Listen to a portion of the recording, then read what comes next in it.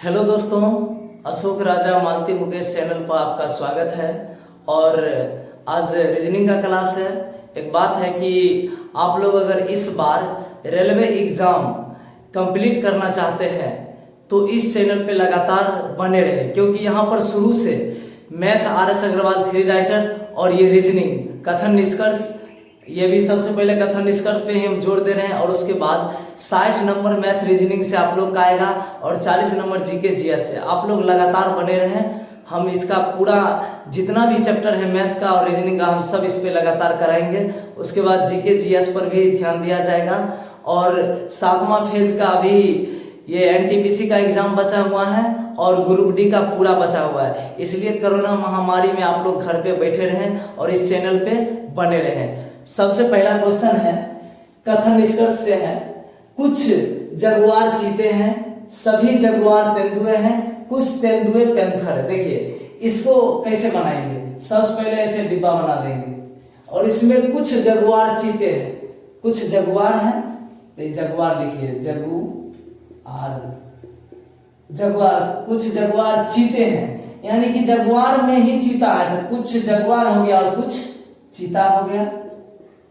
उसके बाद क्या करा, सभी जगुआर तेंदुए हैं। सभी जगुआर तेंदुए, यानी कि ये जगुआर जो है ना, सभी जगुआर तेंदुए हैं, तेंदुए हैं। ठीक है। उसके बाद क्या करा है, कुछ तेंदुआ पैंथर है, यानी कि कुछ तेंदुआ पैंथर है। ये तेंदुआ है, कुछ तेंदुआ पैंथर है। ये पैंथर है, ये तेंदुआ का है। यहां पे हम लिख देते हैं तेंदुआ, सॉरी यहाँ तेंदुआ हो जाएगा। ये तेंदुआ का लाइन है और यहाँ पे से मिटा देते हैं, इसमें आ गया। और कुछ तेंदुआ पैंथर है, इसको पैंथर आप बना दीजिए। ये हो गया पैंथर, ये हो गया कथन। और निष्कर्ष में चलेंगे। क्या कह रहा है कि पहला निष्कर्ष है, कुछ तेंदुए जगुआर है। कुछ तेंदुआ जगुआर है क्योंकि कुछ, जब जगुआर इसके अंदर पूरा है तो ये तो जरूर होगा हल्का फुल्का।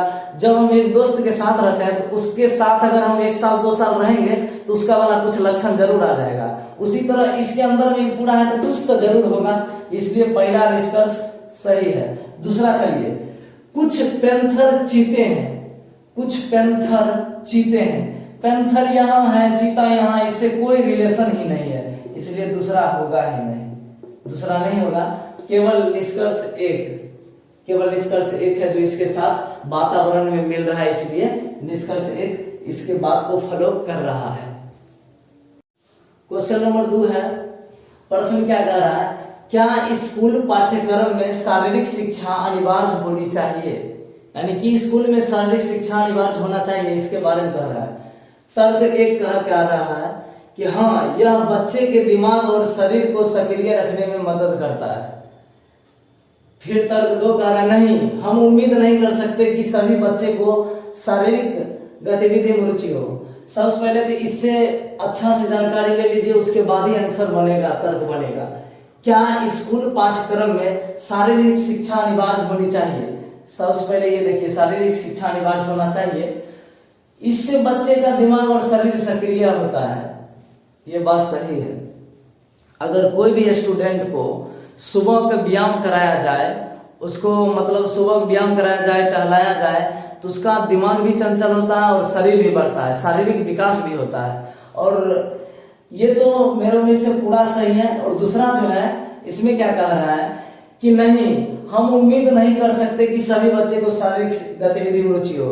100 बच्चे को अगर हम टहलाने के लिए ले जाते हैं, व्यायाम करवाते हैं, तो ये कोई जरूरी नहीं है कि 100 का 100 स्टूडेंट बढ़ेगा भी और उसका दिमाग भी चंचल होगा। 1-2 स्टूडेंट होता है जो नहीं भी बढ़ता है और उसका दिमाग भी चंचल नहीं होता है, इसलिए ये निष्कर्ष नहीं कर रहा है। इसमें जब तक 100% निष्कर्ष नहीं मैच कर रहा है तब तक आंसर नहीं देंगे। ऐसा नहीं कि 90% मिला आंसर दे दिए, गलत हो जाएगा। 100% केस क्लियर होना चाहिए, जैसे इसका 100% में 100% सही है और ये मैच नहीं कर रहा है, इसलिए इसका आंसर सिर्फ 1 होगा बस।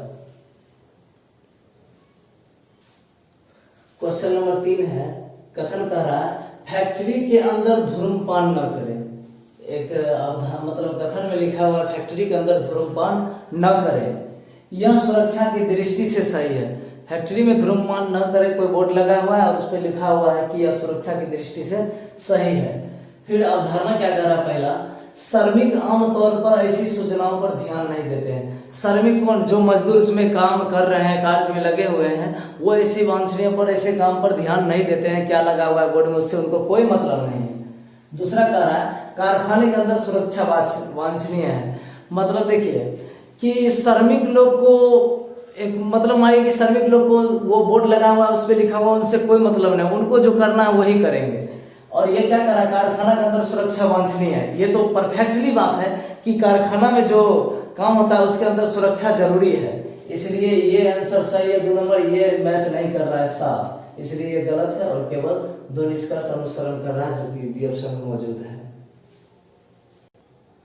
4 नंबर क्वेश्चन दिया गया है कि एक ये वृत्ताकार दिया गया है और इसमें जिसका निकालना उसका दिया हुआ है। क्या कह रहा है क्वेश्चन, मुद्रण लागत के व्यय से संबंधित क्षेत्र का केंद्रीय कोण कितना डिग्री का है। देखिए सबसे पहले जब भी ये वृत्ताकार रूप में रहे, ये वृत्ताकार कोई भी एक गोला बनाएंगे इसका कुल का मान 360 डिग्री होता है, ठीक है 360 डिग्री। ये पूरा है ना 360 है, और जो प्रतिशत रहेगा वो कुल प्रतिशत जोड़ के 100%, प्रतिशत अपने में 100% होता है और एक ये वृत्ताकार 360 डिग्री का होता है।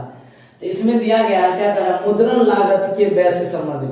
मुद्रण कहा जाता है प्रिंटिंग, प्रिंटिंग में होता है मुद्रण, तो प्रिंटिंग कॉस्ट हो गया मुद्रण से संबंधित व्यय, यानी कि व्यय मतलब खर्च।